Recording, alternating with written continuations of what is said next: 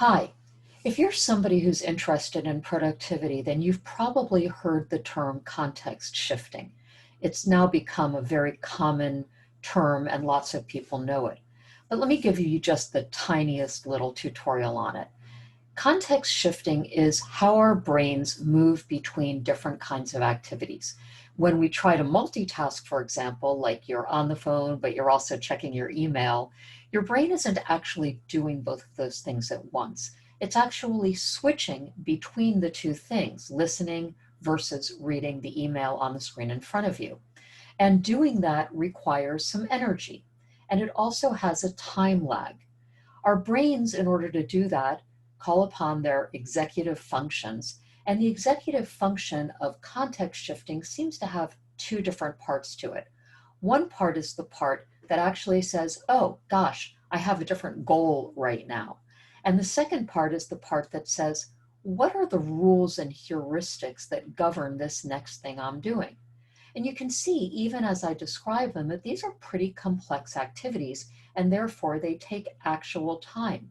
Now, the time may just be milliseconds, but those milliseconds added up over the course of a day spent working or attempting to be productive can, according to research, add up to as much as 40% of your productivity. That's huge. Now, I don't really want to talk about context shifting. What I want to talk about is how long it takes to get into what we'll call the flow state. Now, the flow state was well described in a book by the same name of, I don't know, it must be 15, 20 years ago now. And we've all experienced it. You're reading a book and you're lost in the book. You're not thinking about anything else. You're completely focused. Well, when you're doing work, that is the state you want to be in. That is where you have settled down, buckled in, and you are spending 100% of your cognitive energy on the task at hand, whether that's writing code, developing a strategy, or coming up with a way to sell and close that next contract. Flow is the desired state. What I have found in my own work is something really weird. I always thought that this kind of context shifting and then getting into flow state was a pretty uniform function, that most of us took about the same amount of time to context shift, and that most of us took about the same amount of time to get into a flow state. But what I've observed with my executive coaching clients and with my strategy consulting clients is that that's not true.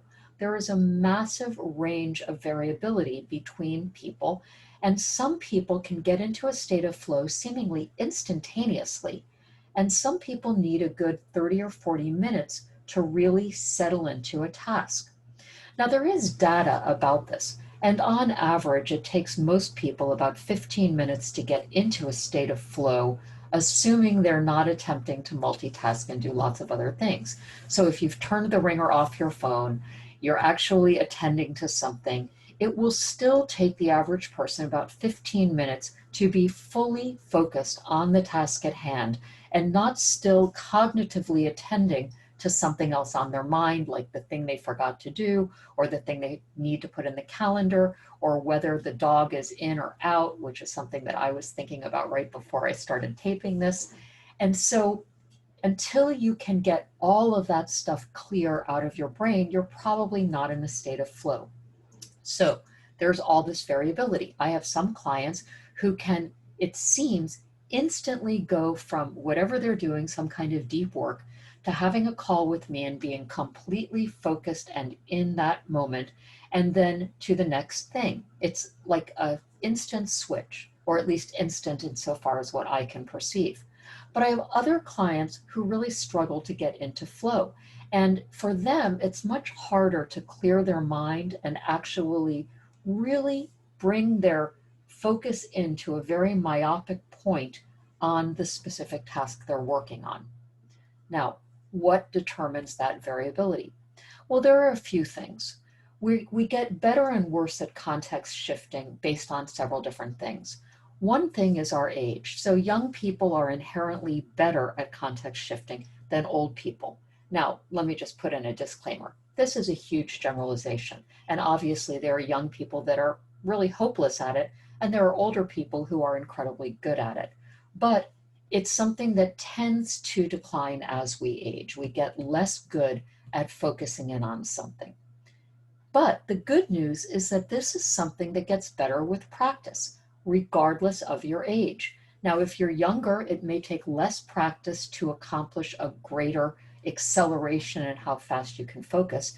And if you're older, it may take more practice to accomplish a slightly lesser increase in your ability to focus.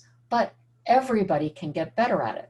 So, one of the things that I recommend to my clients is to practice this using tools like time blocking and calendaring, actually selecting specific periods of time to work on a particular project so that you're not having to context shift based on a reaction, but you're context shifting based on knowing in advance what you're going to work on next. Now, the other thing that makes it easier to switch contexts and get into flow more rapidly is if you're lumping similar tasks together. It turns out that those executive functions that determine both what the next goal is and what the tools and heuristics are that apply to that next goal, well, they do better when the two tasks are more similar. And that kind of makes sense if you think about your brain like a computer or a library, which in most cases I would say is a terrible metaphor, but for this it kind of works. If you can find two tasks where the goals are kind of similar to each other, it's almost like the books are on shelves next to each other. Whereas if you're doing two tasks that are wildly divergent from each other and have completely different goals, well, it's a little bit like you had to go up to the stacks to get the new goal and bring it back down. And then the exact same phenomenon when you talk about the heuristics and rules that govern that second task. You have to go running around your brain looking for all of the kind of mental models you have that apply to task one versus task two. And that takes more cognitive energy. So what does all this mean for you? Well, it may mean that you want to start practicing your ability to A, context shift, and B, get into flow faster. And the truth is that the more you put yourself into that state, the more frequently you actually settle into a task and focus on it, the better at it you become. And this is great news because there are people, I'm sometimes one of them, who find it really hard to settle down and focus. That makes it very difficult to accomplish their work. And if you're trying to do work that requires you to think deeply, do research, read things in such a way that you thoroughly understand them and can retain them and use them later, focus, concentration, energy, and lack of distraction, those are the tools that are integral to that. Anyway, if you're up to this, start practicing focusing. Reduce the amount of context shifting you're doing. And when you do have to context shift, ensure that, for one thing, you're doing it between similar tasks.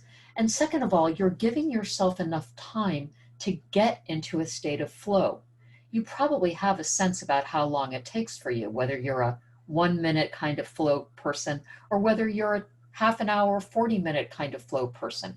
Whichever it is, instead of judging it or feeling bad about it or embarrassed about it, just know it and ensure that you have enough time blocked off to do the important tasks your work demands, and take the time necessary for you to get into a state of high concentration and flow.